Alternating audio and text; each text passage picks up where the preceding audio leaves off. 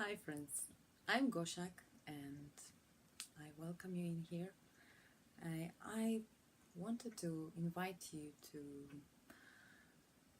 maybe to discussion about a certain area of our life that I think deserves a little bit closer attention. You see, I am passionate about people since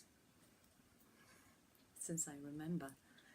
I'm sociologist for past 11 years and I'm at the moment studying counseling and psychotherapy and discovering people, discovering different drives and motivation of people are always my passion.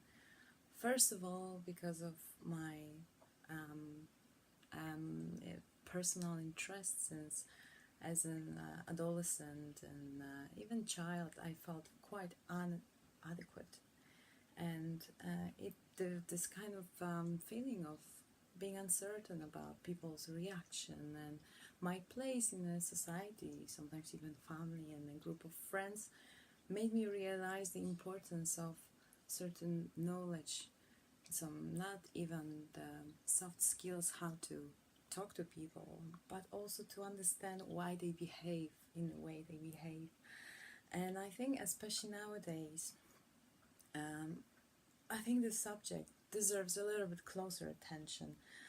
How I observe the society at the moment, of course, media and different even self-development programs are that they are focused very practically on changing your life, changing yourself, how to improve this, how to improve that, how you can be better.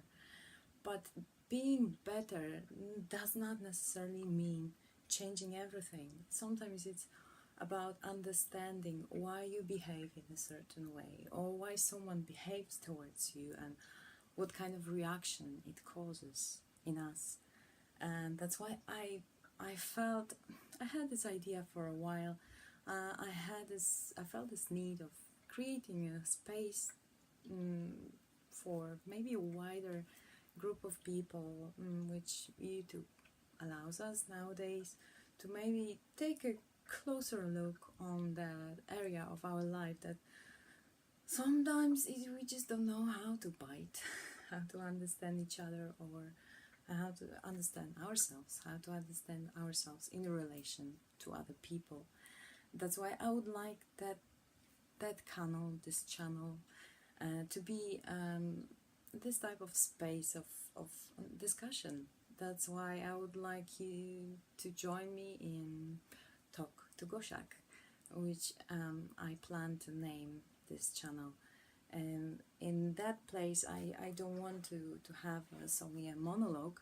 I would like to bring some subject to our attention, ask you questions, and trying to provoke you maybe to think, and then for you also to try to answer my questions, and another way around. I would like us to learn from each other. I would like us to feel free in expressing our problems. Sometimes it's even hard to find a person to ask certain problem, like why I feel angry right now, or why someone behaved like that towards me, although I knew that person is good. But how to explain the emotional world that is being stirred, the reasons for that, and sometimes also to invite certain solutions, sometimes some methods to soothe this distortion, this sometimes huge storm inside of us, and how to prevent it maybe in the future. I think I also feel this is might be only my personal observation or interpretation, but I have this kind of certain feeling that nowadays we are being more hard on ourselves. We think we cannot make mistakes. We should be better all the time. We should improve. We should strive for more and more. And absolutely so. We should have our goals that we aspire to. We should demand on each other and on ourselves to be better version of ourselves. And that's why this is also the reason for me to create this space for us to improve, thanks to the mutual connections and mutual interactions. But that's quite important in my opinion. This ambitions of becoming better cannot be stronger than honesty, than being true to our own feelings, to our own reactions. We should be, well, in psychology it's called congruent. We should be congruent. We should be authentic towards what we are experiencing. And I think this small tiny difference makes a huge difference in the consequences, how our comfort of our life, and also ultimately how our development will continue. So I think if we allow ourselves to experience both good and bad things, you see now also psychology, and also in all types of spirituality, we tend to hear about our good side and our shadow side, and our light and shadows. We have both. And if we only want to admit ourselves one, we will always either deny ourselves, suppress, or just basically lie to ourselves and others, which will not make us absolutely capable of improving, because we would take only a certain part of ourselves into equation, and also to a developmental equation. That's why I can tell you, especially past few years of my life proved to be very challenging for me, emotionally, and also in terms of my work. I got very much interested in combining commercial side of psychology and the marketing, and also the spirituality and psychology. So, and most of the time, I think we compartmentalize these two aspects, ourselves professional and ourselves in free time. But we are all the time humans. We are all the time those two pieces together.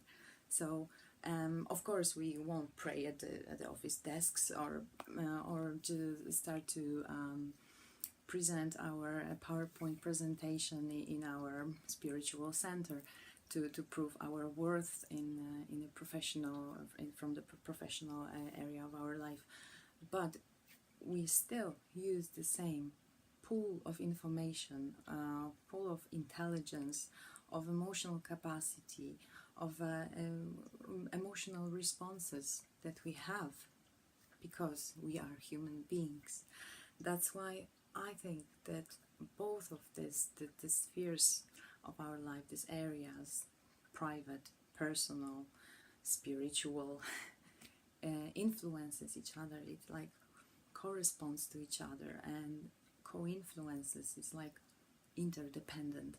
That's why I would like to invite you and us to maybe start touching on that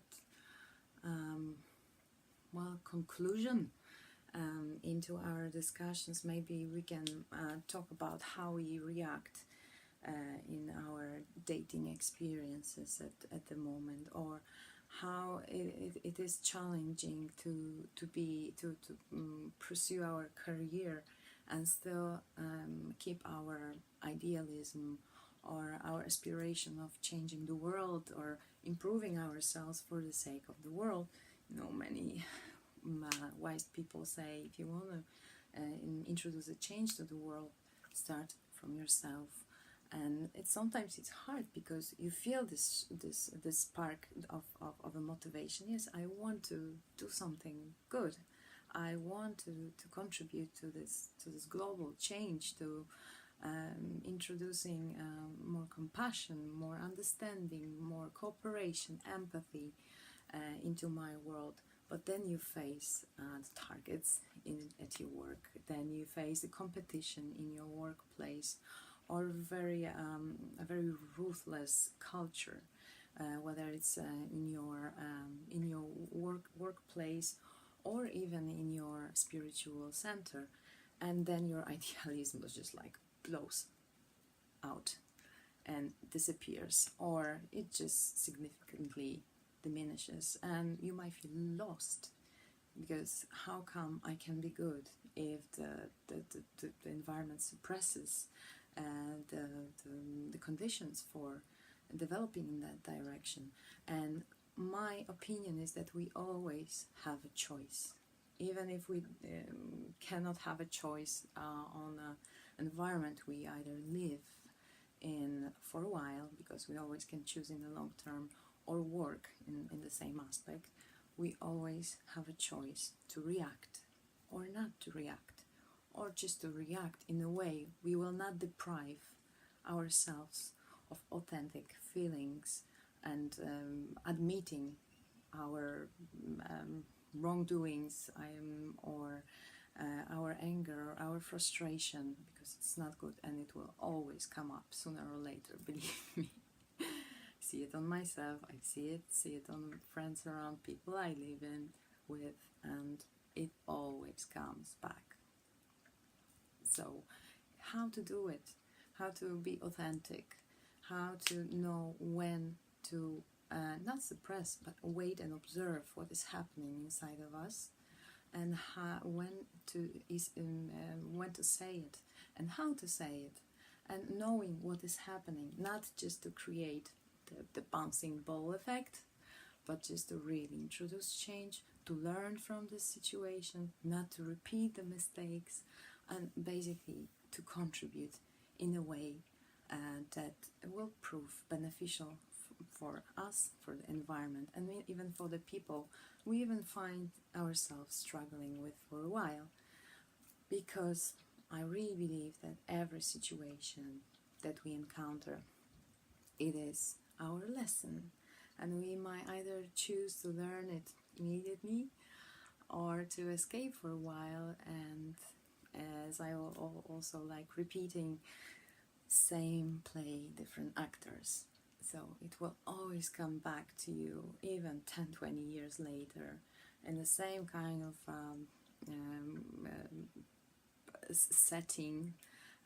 Actually, the even country might be different, friends might be different, partner might be different, but same configuration, same intensity, same problem, same reaction. So sooner we choose to learn something from it, sooner we'll get rid of that step of our journey, and we can pass to the next level, to the next story. And I think no one likes to lose time, so why won't we learn together? I think it will also accelerate the whole journey for all of us. So I invite you to write me, what do you think about this idea? What type of topics would you find important to discuss? As I said, I have some professional preparation behind me, so I might help a little bit. I'm still in a learning process, and I think I will be all my life. But I think we can start the journey together, and then we will learn from each other, and I think we can only benefit from that. So I will be happy knowing what you think about it, and if you're ready to talk to Goshiack, I invite you.